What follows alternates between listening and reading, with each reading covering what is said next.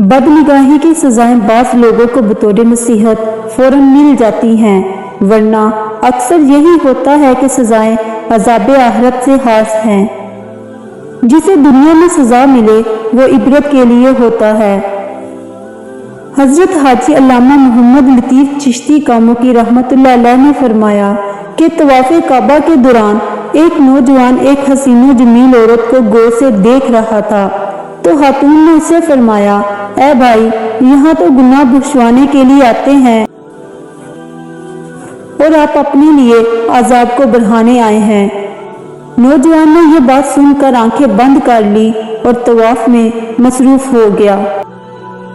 بدنگاہی کی تاثیر بد کو علماء کرام علمی شباب میں سمجھتے ہیں، لیکن امام احمد رضا محدث بریلوی قدس سرہ نے اسے بچپن میں نہ صرف سمجھ لیا بلکہ عملی کارروائی سے طعنہ باز بازاری عورت کو بھی لاجواب فرما دیا۔ آپ 4 یا 5 سال کی عمر کے تھے کہ ایک دن اپنے گھر سے باہر نکلے، ایک بڑا سا کرتا زیب تن کیا ہوا تھا، چند بازاری خواتین کا سامنے سے گزر ہوا۔ آپ نے جب انہیں دیکھا تو کرتا کے دامن سے منہ چھپا لیا۔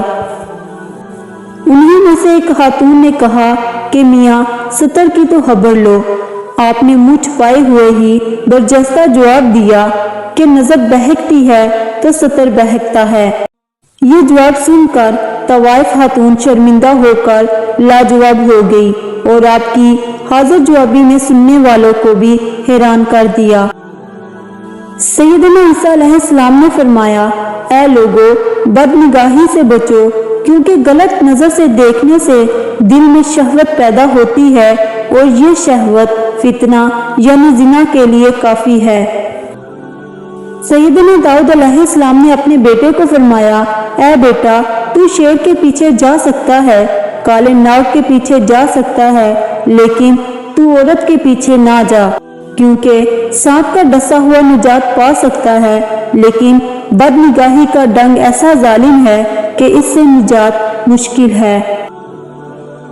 حجۃ الوداع کے موقع پر حضرت عباس رضی اللہ عنہ کے صاحبزادے حضرت محمد صلی اللہ علیہ وآلہ وسلم کے ساتھ سوار تھے۔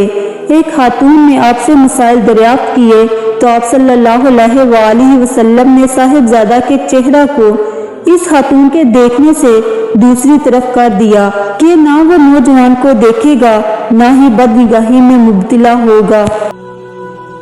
امہات المومنین، جن میں پاک باز بیویوں کو نابینا صحابی رضی اللہ عنہ سے پردہ کا حکم فرمایا، جب انہوں نے عرض کی کہ وہ تو نابینا ہے، آپ صلی اللہ علیہ وآلہ وسلم نے فرمایا، وہ نابینا ہے، تم تو نابینا نہیں ہو۔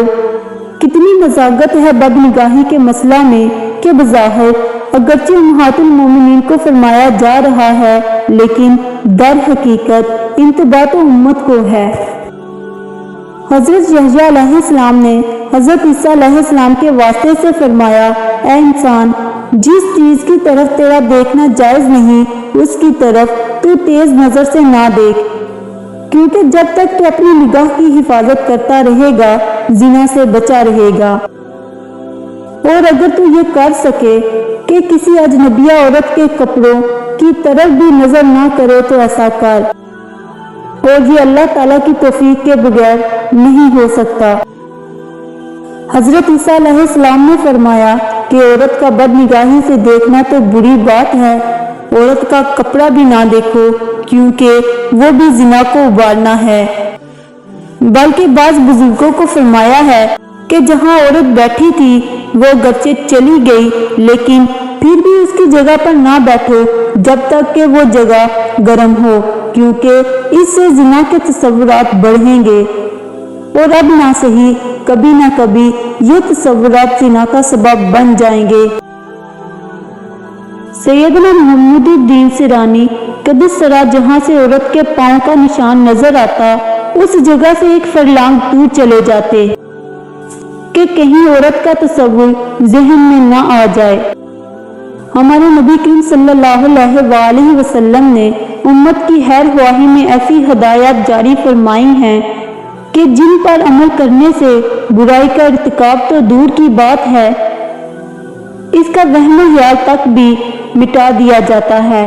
چنانچہ چند روایات بدنگاہی کے متعلق ملاحظہ فرمائیں۔ قرآن مجید میں ارشاد ہے، بے شک کان اور آنکھ اور دل ان سب سے سوال ہونا ہے۔ اس آیت میں ہے کہ کان، آنکھ اور دل سے سوال ہوگا، جو ان سے امور سرزد ہوں گے۔ یہاں ہمارا موضوع نگاہ ہے، تو اس سے یہی سوال ہوگا کہ تو نے کیا دیکھا؟ اگر خیر و بھلائی ہے تو الحمدللہ، ورنہ عذاب ہی عذاب۔ اسی لیے حکم ہے کہ کسی غیر محرم پر اچانک نظر پڑ جائے تو فوراً نگاہ ہٹا لے۔